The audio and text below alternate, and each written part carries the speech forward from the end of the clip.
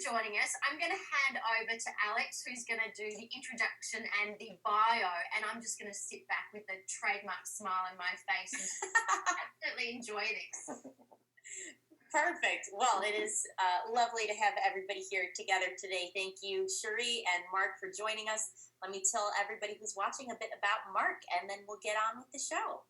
So, Mark first started scuba diving while serving with the British Intelligence Corps. In 1980, he left the military to open a diving center in Cyprus and has worked full-time in the diving industry since then.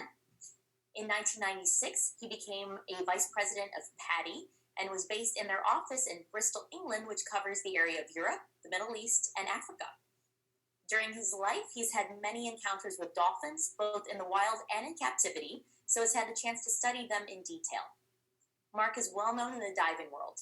He has twice been the president of the European Underwater Federation, which represents over 3 million divers, and is one of the UK's 2 designated experts who represent the country in the design and implementation of international scuba diving standards. He continues to serve in the senior positions in leading dive industry bodies, such as the Rebreather Training Council and the World Recreational Scuba Training Council. He's also the chairman of a major marine charity, Project Aware. So, Mark, thanks so much for being with us today, and we're super excited to hear what you have to tell us about dolphins. Thank you, Alexander. Yeah, absolutely. Great. Okay, well, if you don't mind, I'm going to put some slides up here, which will help You go right ahead. things as we go along. Perfect. So, I'm just going to put my share screen up. Hold on a second. I'm grabbing the popcorn. See if that works. That's right, get ready. Yeah. You seeing Looks that? good. Yep, looks perfect. Excellent. Okay. So, yeah, this talk is going to be about dolphins, particularly their intelligence and society, and how an encounter with a dolphin led me to not only start to study them, but to eventually even write a book about them. And I'll explain why that happened, and also what the book is about, because it's a little unusual. So to begin with, this happened when I was here in the Red Sea, specifically there on the coast of Egypt. So I used to go to Egypt a lot, running things like instructor courses, and it's great diving in the Red Sea. This particular occasion, I was there in August when it's really hot in Egypt, and I heard from some of the local Bedouins that there was a lone dolphin who could see regularly in a remote bay. And so I and a couple of friends decided to try and find it. So we loaded up into an old car, drove out into the desert, and eventually got to this bay. But by the time we had breakdowns, got stuck in the sand, it was much later than we expected. And by the time we got to the beach, it was dark. So we were greeted with a scene like this. It was lovely and calm. There was a full moon rising, and it was a sandy bay. And because we were hot, it was still hot in the night in Egypt at that time of the year, we decided to go in and cool off.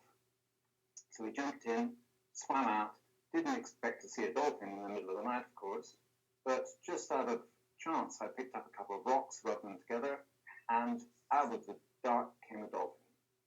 So this dolphin just swam around us. It stayed quite some distance from us, but eventually my 2 friends got bored and went out. Now, I stayed in, and this isn't the actual dolphin, but it looked a lot like this. And it got closer and closer to me, and eventually came right up to me, and although you shouldn't normally touch wild animals, on this occasion, this one wanted to be touched. So I did, touched it, stroked it. It seemed to like that, and we actually spent about 3 hours together, swimming around, and it was just amazing. But by the time I came out of the water, I was in love with the dolphin. And after that, having looked in that eye and seen that intelligence, I really wanted to know more. So, what is a dolphin? Well, they're mammals like we are. They're warm-blooded, they breathe air, they have beaks, which is the difference between a dolphin and a porpoise. So if you look at dolphins, a lot of people confuse dolphins and porpoises. this distinct beak, and they also have cone-shaped teeth, which are very distinctive for dolphins. They usually also have a sort of curved dorsal fin, whereas a porpoise will have more of an apex fin like this. Porpoises also have smaller mouths, they're generally smaller and spade-shaped teeth. And these dolphins and whales evolved from land animals. So here's basically what happened.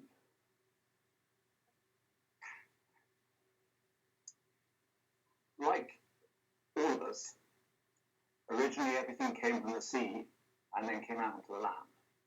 But some things went back into the sea. And that's specifically what happened here with dolphins.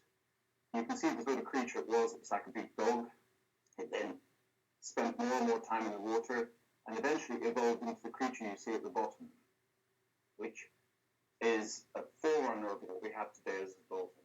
And if you look inside the skeleton of a dolphin or a whale, you'll still see remnants of a back legs in there. So they're definitely still quadrupeds, and they are mammals, as I say. So they feed their young with milk. They are warm-blooded, just like we are. Now, as far as intelligence goes, we consider ourselves to be the most intelligent creature on Earth. And if you go by just brain size alone, a human's got a 1.35 kilo brain. A dolphin has got a larger brain, but it is a big animal. You'd expect it to have a big brain. And as you can see here, compared to a chimpanzee, which is 0.35 kilos, dolphins are pretty big. The real way to compare this is to use what's called an encephalization quotient. And that's the ratio between the brain size and the body size. And that way you can compare a big animal with a small animal and see what its relative brain size is like. Now, if you do that ratio, then you find that humans are 7.4 on the scale, but a bottlenose dolphin, for example, has a 5.3. You can see that in the little graph up here. So on that basis, dolphins are going to be more intelligent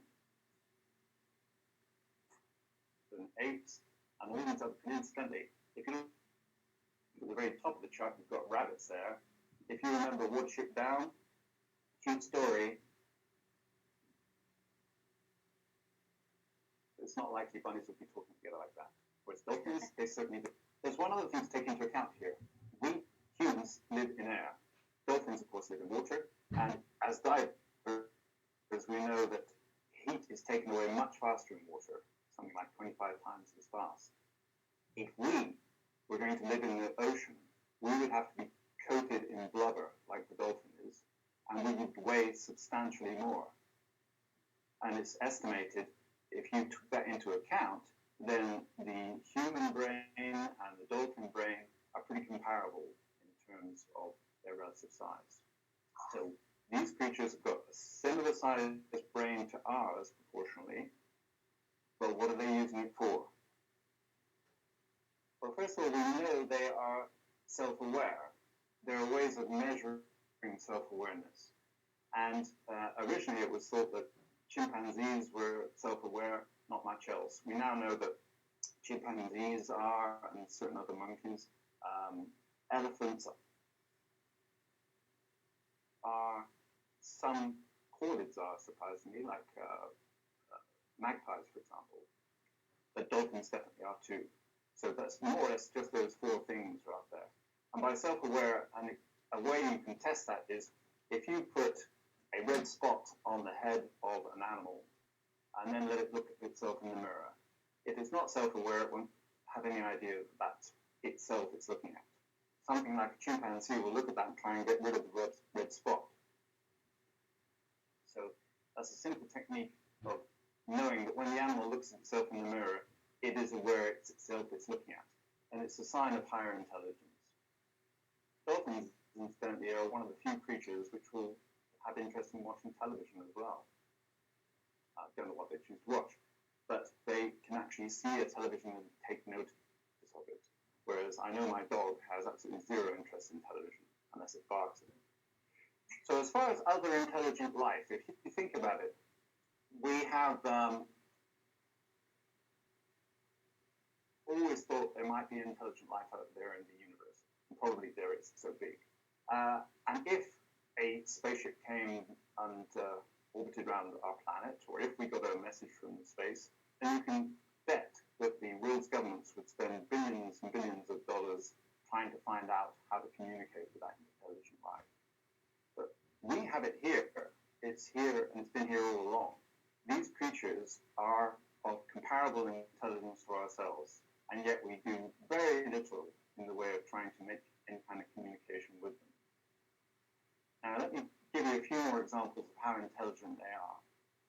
So, in this particular case, there was an experiment where they had some captive dolphins, and the ethics of captive dolphins is another story, but it is a way we do find out a lot about them. And in this case, they did an experiment where they asked these two dolphins to come up with a new behavior, something unique they'd never done before. It took them a little while to understand what was being asked of them, but once they got it, they came up with behavior after behavior after behavior. And in fact, the trial had to be stopped eventually because the experimenters couldn't keep up with all the new behaviors the dolphins were coming up with. And so they just stopped it. They then later repeated the same thing with some humans.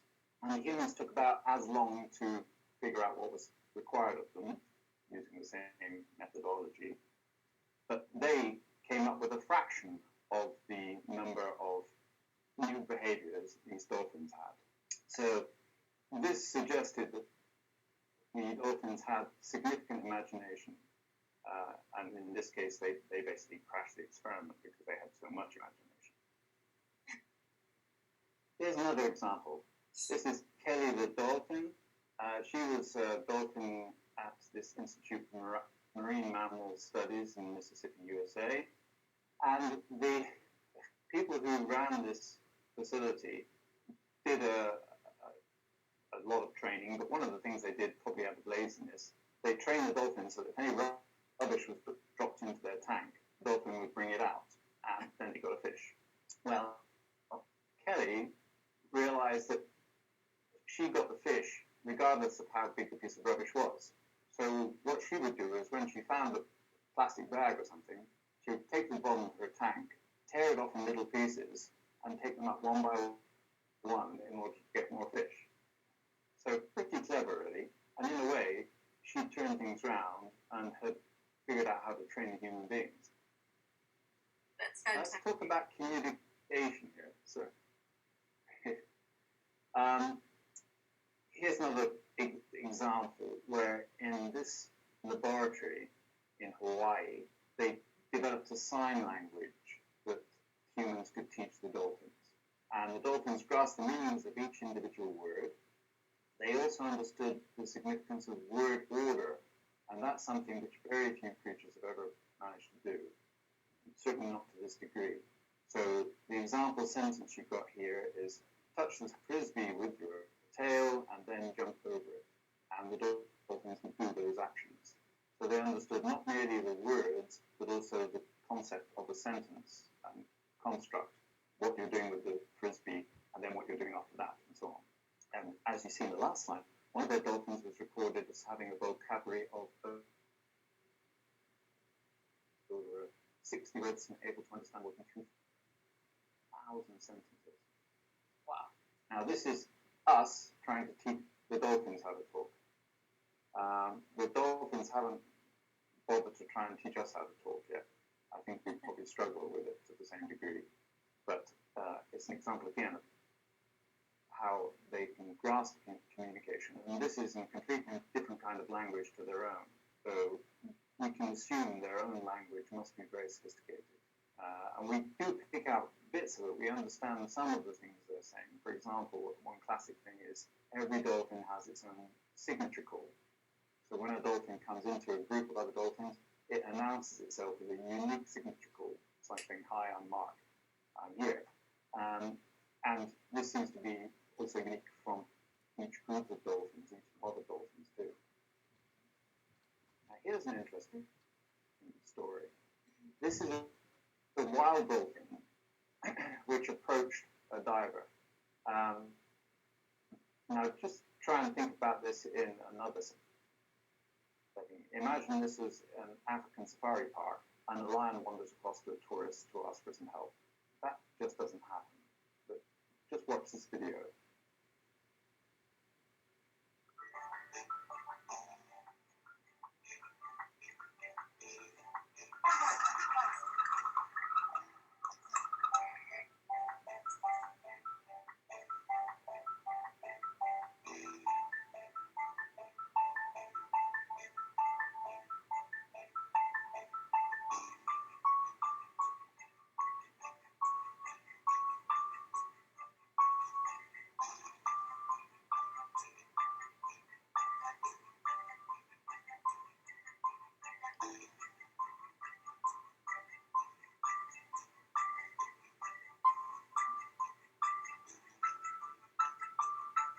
So you can see this dolphin has come up to a diver, ask for help.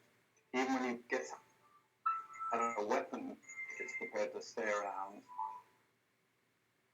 trust him to help her.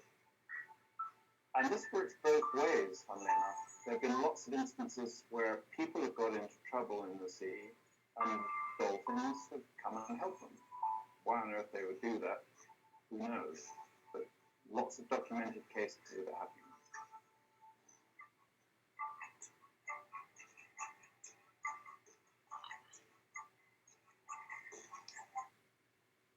A kid's story.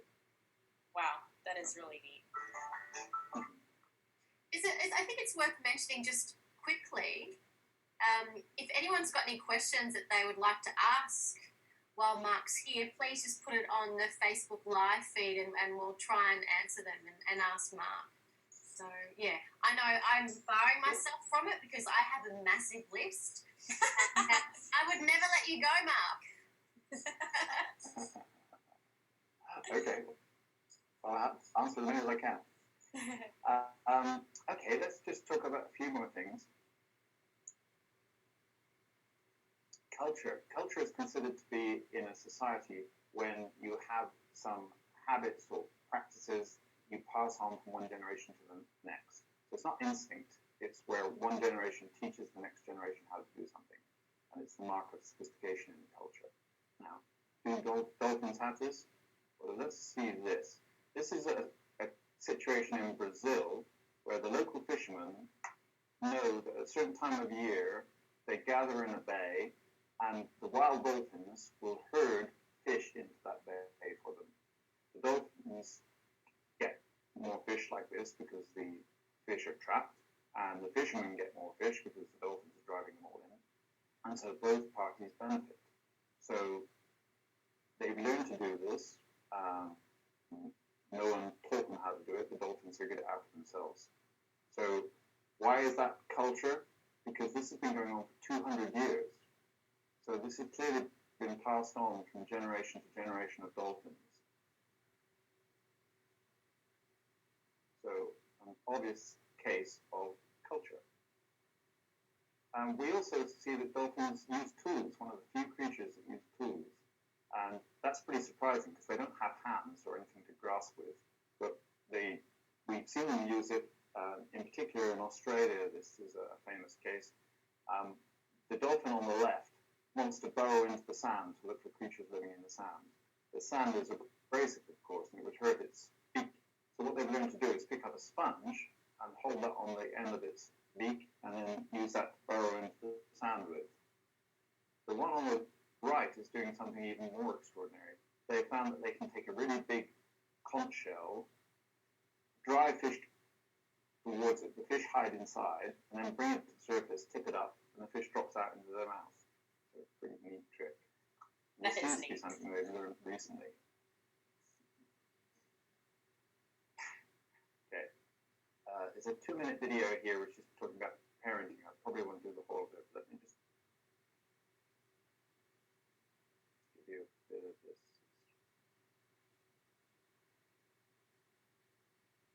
In all dolphin species, young dolphins aren't born with the skills necessary to fend for themselves. In fact, the mortality rate for dolphin calves is 50% in the first year. What they are born with is the ability to mimic and mirror whatever their mother does. And this is how they learn to survive. The calf becomes mom's shadow, imitating her every move, pose, posture, and action. If mom stands up on her tail, so does her calf. Come on, parents, don't you wish you could get this kind of cooperation? Of all the skills that mom has to teach Junior, the most important one is how to find food. She gives it instructions which sound like this.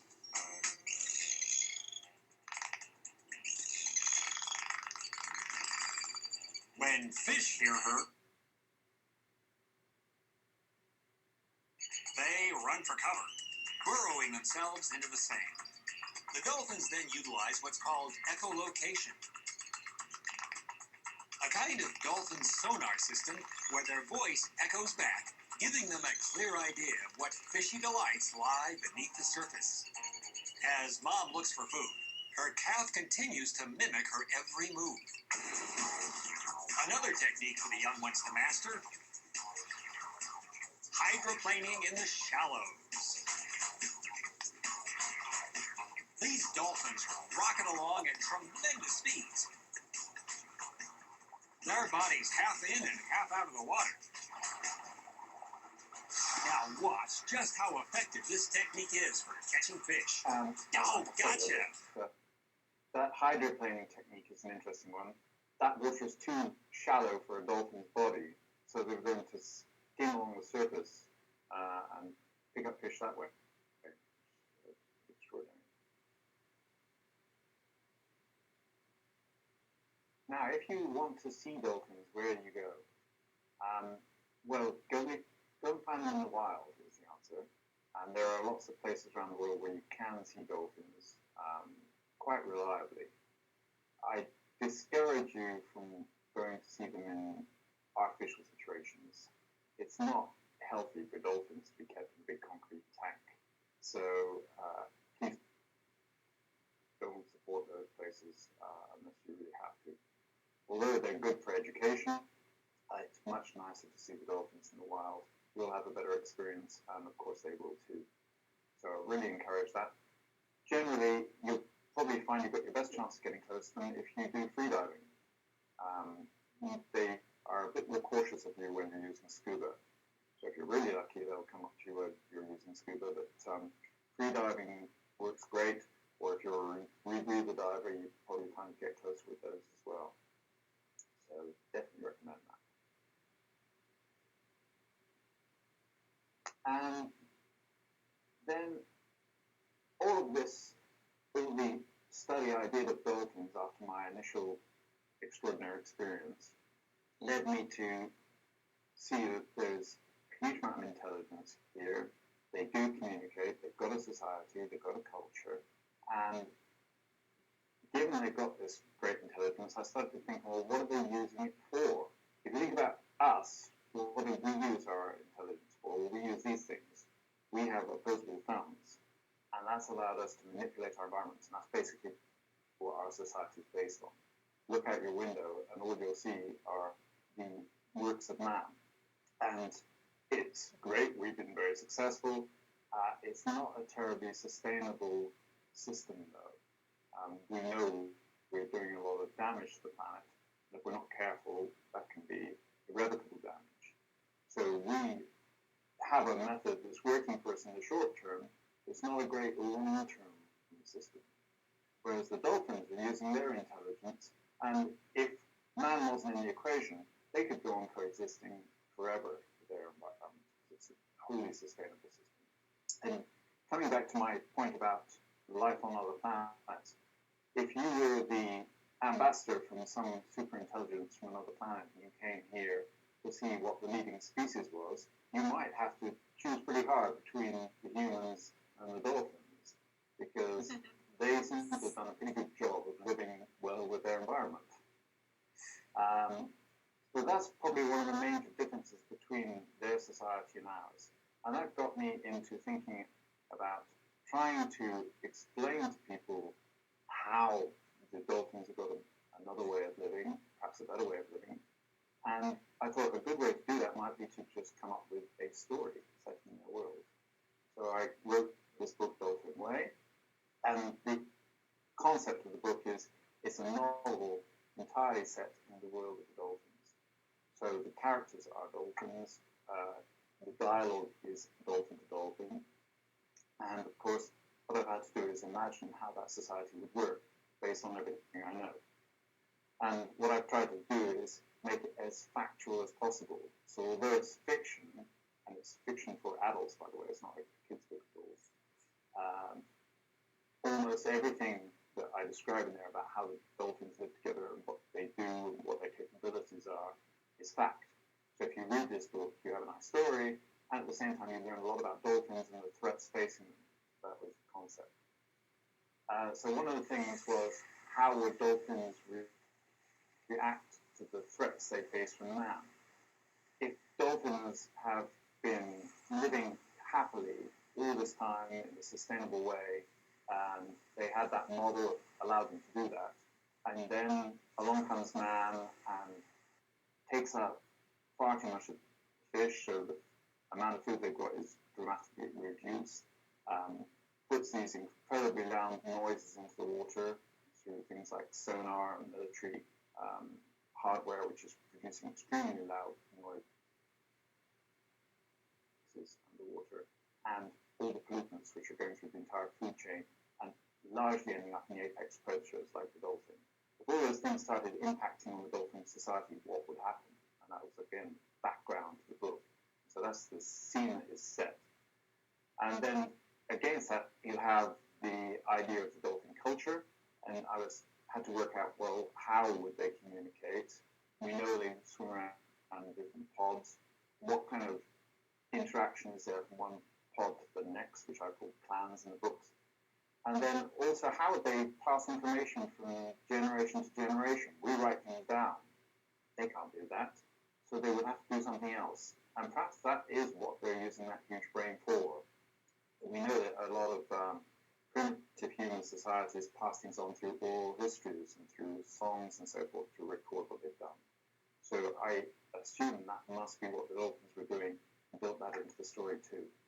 And they also have a code of behavior because they appear to do that. They have this very good way of living between themselves, but also this peculiar interest in helping us. So they appear to have some sort of ethics, and that's what I called in the book the way. So that's basically their code of ethics, and it explains how that goes. It's not a religion, but it explains why they would live like the way they do. Again, all imaginary, but it reflects very strongly all the research I've done. So there you are. There's the book. It's about dolphins, obviously. It's available in hard copy, ebook, and also an audio book now as well. We've just recently done that. And if you have just 2 more minutes, I'll give you a quick sort of little trailer here of it. Absolutely. There is another intelligent race sharing Earth with them.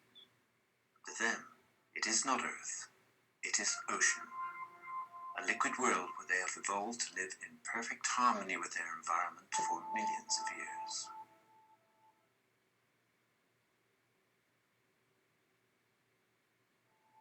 They have an intellect comparable to ours, a culture, a society.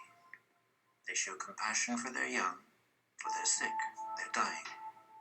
Inexplicably, they even care about us, often helping people for no obvious reason.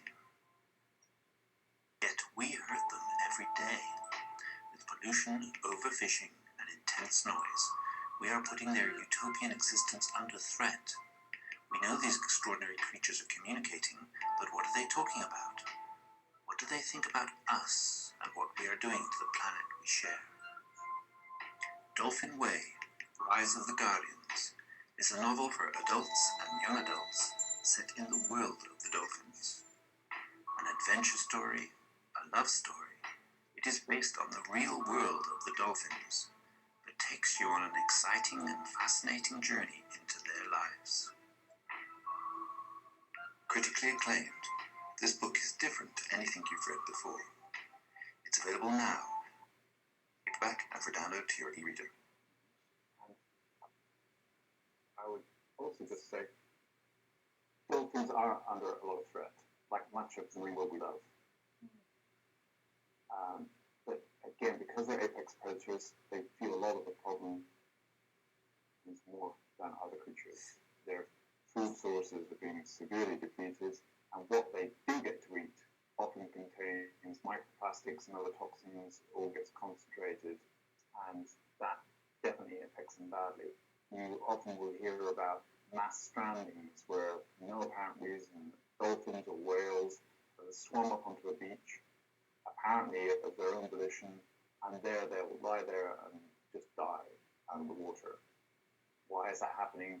It's probably to do with pollutants or the enormous sounds that we're making in the water now. So here are a couple of bodies. The Whale and Dolphin Conservation Society. They are obviously just about dolphins. They're great. Really recommend them. And also we have Paddy's Project Aware, of course, which is a general marine environmental charity, and we look after everything to do with the ocean, including dolphins, of course. So that comes to the end of the slides. If anybody is interested in more about the book, also on the website here, dolphinway.com, I've got not only information about the fictional world of the book, but also lots of information about the facts of dolphins. So there's a whole big section about dolphin intelligence, dolphin helping people, parenting, communications, reproduction, all that kind of stuff. So if you'd like any more information, please go there and just photograph that little QR code to get to it. So that's the end of my slide bit. Can I answer any questions? Oh, pick me. Actually, yes, Cherie, start. Go right ahead. Oh, thank you. This is just like a little dream, and I thank you so much for the presentation. It was amazing. I'm just like this little girl squealing with delight, learning all about dolphins, and I think they're absolutely fascinating. A couple of things. What do you think? Given their intelligence, what do you think we can actually learn from dolphins? I know that you said earlier in your presentation that given their intelligence, why aren't we looking at seeing what we can learn from them? And I don't know whether or not that's our complete arrogance, but I'm interested to know your thoughts on that. Well, I think we definitely could learn something from them. Apart from anything else, just learning how they communicate together would be extraordinarily interesting. And one day, if we do ever encounter an outer world species, having learned how to decode a completely different species communication would be extremely useful to allow us to have peaceful communications with them. But right now, what can we learn from dolphins? I think if we could really communicate with them, we could learn a great deal, apart from anything else, about the fact that they are living together in a harmonious way, in a sustainable way. We can learn a lot from that alone. So just purely their way of life, without getting too hippie about this, is pretty cool. I mean, they've really mastered it. They've got a sustainable model which we have not cracked. That's interesting. Okay, so I think we probably all are of the opinion that marine mammals in general don't really belong in captivity. That's not a good place for them to be. But do you feel that there are any situations in which that might be permissible, like as in rehab facilities and things like that, where it could be beneficial to have them, at least for a time being, and then work to release them into the wild? Or, what's your position on all this? Yeah, sometimes a marine mammal is going to be found that's been injured in some way and needs help. I think it's perfectly reasonable to collect it, put into a suitable facility, release into the wild. In some cases, that's not possible, and the only option would be to keep it where it is. Right. But I think what is reprehensible is where you see situations where, for example, the dolphin drives in Japan, where they are driving dolphins in, killing some of them for food, Terrible. Largely, it's an excuse to collect dolphins for the dolphinarium trade. Right. That's very sad. It is. Yeah, for sure. Let me have a quick look at Facebook and see if anyone's got questions. And Cherie, in the meantime, you take it away. I love you. Thank you. I'm fascinated by how animals reproduce. I think that's incredibly interesting, and it can begin all sorts of dialogue between people and how we can look after animals. Now, when it comes to dolphins, are they as debaucherous as what they say? Because they look so cute and they look so innocent with their trademark smile. They do. Yeah. So Very crafty. exactly. Is there more behind that trademark smile? Well, I think that smile has got dolphins in a lot of trouble over the years. If they had a downward pointing mouth, they probably wouldn't be as many of them in dolphinariums. But people will look at them and they say, oh, look, the dolphins are smiling. Of course, that's just the way their mouth is. Whether that gets them laid more often, I don't know. If that's what you're asking. So, I mean, it's a good weekend topic, sure. so they are pretty promiscuous. They don't tend to be monogamous. I think it's quite often the case that a dolphin baby would not know who its father is. Wow. Okay. That's interesting. So they certainly aren't monogamous creatures. Because Okay, question.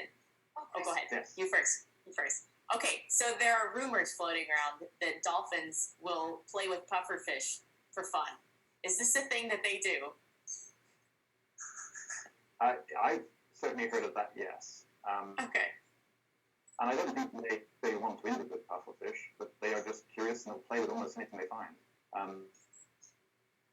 They often find bits of trash that's in the water and play with it as well. Right. So I think, they just view it as kind of neat. That's neat. So it appears we don't have much going on online. I think people are just probably amazed by dolphins. So, Cherie, you can just go nuts if you want. Oh, okay. Where do I begin? So, obviously you've been studying dolphins for so long.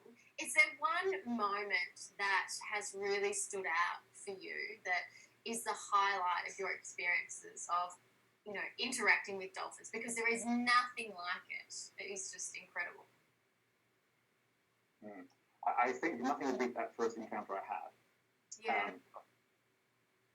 I have had more where a dolphin has come up to me and really looked me in the eye and had nice eye contact.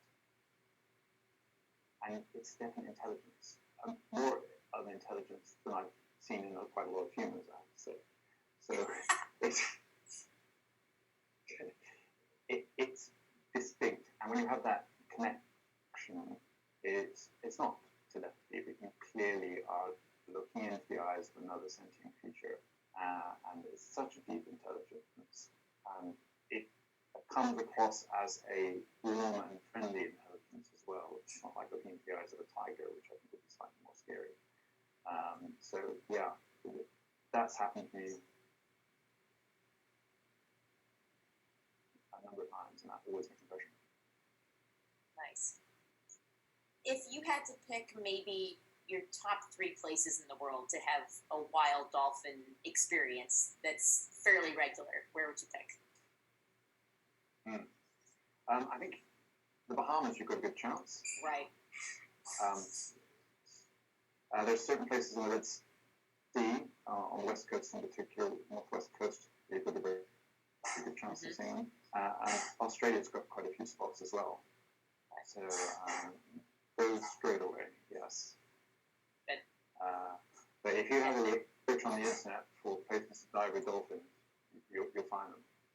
And go with a good operator, because they not only want to help you find the dolphins and know where they are, they also know what not to do so as not to disturb the dolphins and do it. Interesting.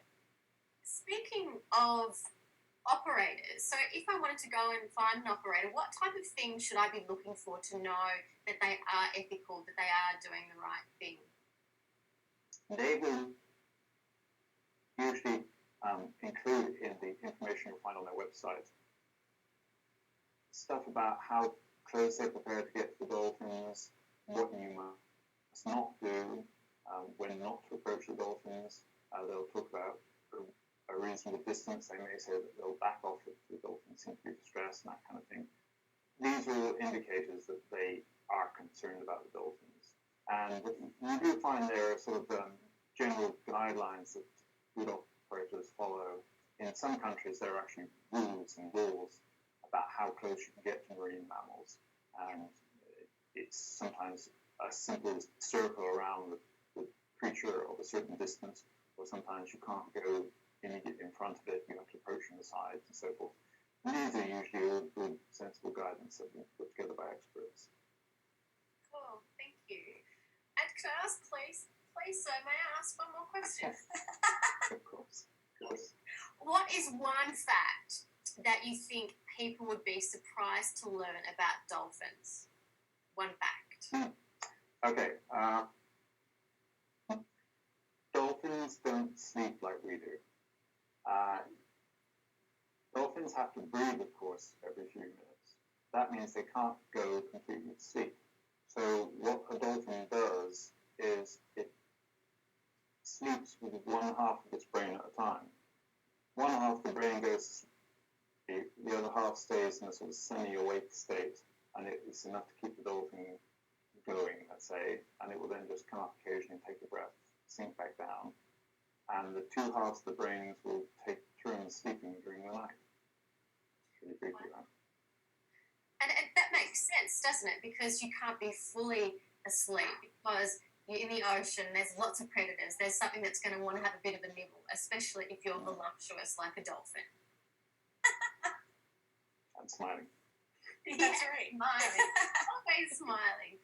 Well, thank you so much. Mark, that has been absolutely amazing. Alex, do you have any other questions? Guess just one more. I've seen a couple stories in recent years about dolphin mothers adopting babies of not conspecifics. And it's crazy to imagine a wild animal saying, oh, here's this stranded melon-headed whale baby. Let's adopt it. Like, this incredible display of empathy, at least that's the only way I can imagine it, from an animal that's not a human, seems really telling about dolphins. And I didn't know how frequently this happens or if it's just kind of a one-off thing that occurs every so often, but it's really fascinating. Yes, they certainly have empathy, and also they get very meant by, for example, the death of a calf. So Right. if a mother's calf dies, she'll often carry it around, sometimes for a couple of days. Wow. And they know it's dead, but it seems like they just are grieving. And so yes, that has happened where they've adopted another creature, and it may be where they've lost their own calf, I don't know. Right. Yeah, that's just so interesting. It just feels like one of those very human characteristics that we sort of tend to realize is possibly not just human. So, yeah, as a lot of things. Absolutely. But that's so interesting. But, well, thank you, Mark. This has been great. We might have to keep picking your brain even afterwards, but thanks for being with us today. This has been great. Okay. Okay, thank you for inviting me. Amazing. Thank you so much. And to everyone who's watching, jump on board the website, so the ogsociety.org website, where you can find more of these amazing interviews. You can see our magazine, lots of resources. And again, Mark, you're my dream. Thank you so much. Best wishes, everybody, and stay safe. Thank you. Bye. Have a great day.